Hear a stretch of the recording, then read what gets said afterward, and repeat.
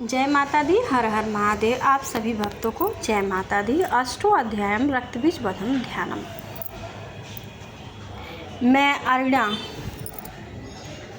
मैं अणिमा आदि सिद्धिमय किरणों से आवृत भवानी का ध्यान करता हूँ। उनके शरीर का रंग लाल है, उनके नेत्रों में करुणा लहरा रही है तथा हाथों में पास अंकुश, बाण एवं धनुष शोभा पाते हैं। ऋषि कहते हैं, चंड और मुंड नामक दैत्यों के मारे जाने पर, बहुत सी सेना का संहार हो जाने पर दैत्यों के राजा प्रतापी शुंभ के मन में बड़ा ही क्रोध हुआ और उसने दैत्यों की संपूर्ण सेना को युद्ध के लिए कूच करने की आज्ञा दी। वह बोला, आज उदा युद्ध नाम के 86 दैत्य सेनापति अपनी सेनाओं के साथ युद्ध करने के लिए प्रस्थान करें। कंबू नाम वाले दैत्यों के 84 सेनानायक अपनी वाहिनी से घिरे हुए यात्रा करें।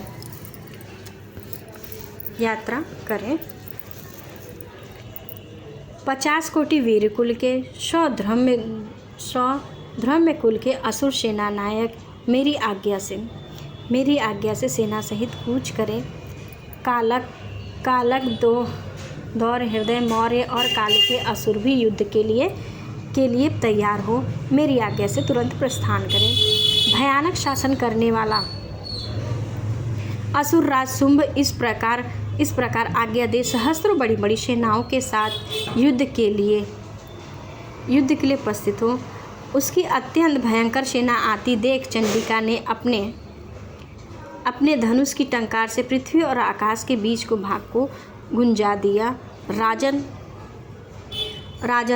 तदंत्रम देवी के सिंह ने भी जोर जोर से दहाड़ना आरंभ किया। फिर अंबिका ने घंटे के शब्द से उस ध्वनि को और भी बढ़ा दिया। धनुष की टंकार, सिंह की दहाड़ और घंटे की ध्वनि से संपूर्ण दिशाएं गूंज उठीं और उस भयंकर शब्द से काली ने अपने विकराल मुख को और भी बढ़ा लिया। इस प्रकार वे विजयनी हुई। उस तुमुल नाद को सुनकर दैत्यों की सेनाओं ने चारों ओर से आकर चंडिका देवी सिंह को तथा काली देवी को क्रोधपूर्वक घेर लिया।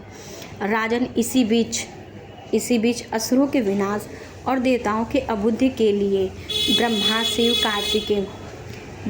कार्तिकेय विष्णु तथा इंद्र आदि देवों की शक्तियाँ जो अत्यंत पराक्रम और बल से संपन्न थी उन्हीं के शरीर से निकलकर उन्हीं के रूप में चंडिका देवी के पास गई। जिस देवता का जैसा रूप, जैसी वेशभूषा, जैसा वाहन था, ठीक वैसे ही साधनों से संपन्न हो उसकी शक्तियाँ असुरों से युद्ध करने के लिए आईं। सबसे पहले हंसयुक्त विमान में बैठी हुई अक्षसूत्र और कमंडलू से सुशोभित होकर ब्रह्माणी की शक्ति उपस्थित हुए, जिसे ब्रह्माणी कहते हैं। महादेव जी की शक्ति वृक्ष पर आरूढ़ हो हाथों में श्रेष्ठ त्रिशूल धारण किए महानाग का कंकन पहने मस्तक में चंद्ररेखा से विभूषित हो वहाँ आ पहुँची।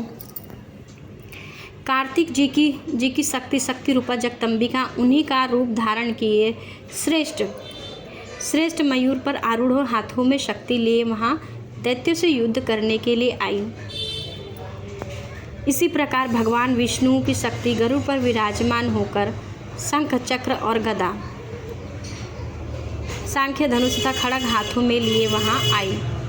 अनुपम यज्ञवरा का रूप धारण करने वाली श्री हरि की जो शक्ति है वह भी वहाँ वराह शरीर धारण करके वहाँ उपस्थित हुई। नरसिंह की शक्ति भी नृसिंह के समान शरीर धारण करके वहाँ आई उपस्थित हुई। उसकी गर्दन के बालों के झटके से आकाश के तारे बिखर पड़ते हैं।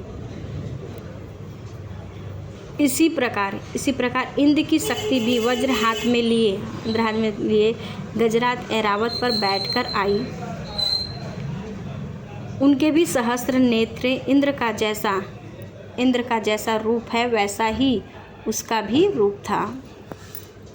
तदंतरम उन दैव शक्तियों से घिरे हुए महादेव जी ने चंडिका से कहा, मेरी आज्ञा से, मेरी प्रसन्नता के लिए तुम शीघ्र ही इन असुरों का संहार करो।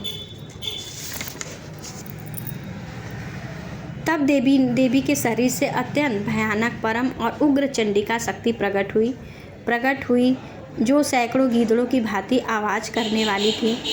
उस अपराजिता देवी ने धूमिल जटाओं वाले महादेव से कहा, भगवान आप शुंभ और निशुंभ के पास स्वयं दूत बनकर जाइए और उन अत्यंत गर्विल दानों से शुंभ एवं निशुंभ दोनों से कहिए, साथ ही उनके अतिरिक्त जो भी दानव यहाँ युद्ध के लिए उपस्थित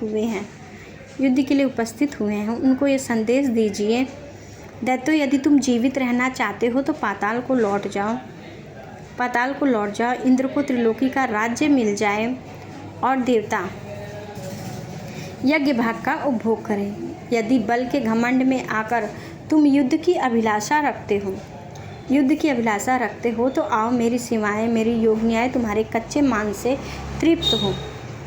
चूँकि उस समय देवी ने भगवान शिव को दूत के कार्य के लिए नियुक्त किया था, इसलिए वह संसार में शिवदूती के नाम से विख्यात हुए। वे महादैत्य भी भगवान शिव के मुख से देवी का वचन सुनकर क्रोध में भर गए और वहाँ जहाँ कात्यायनी विराजमान थी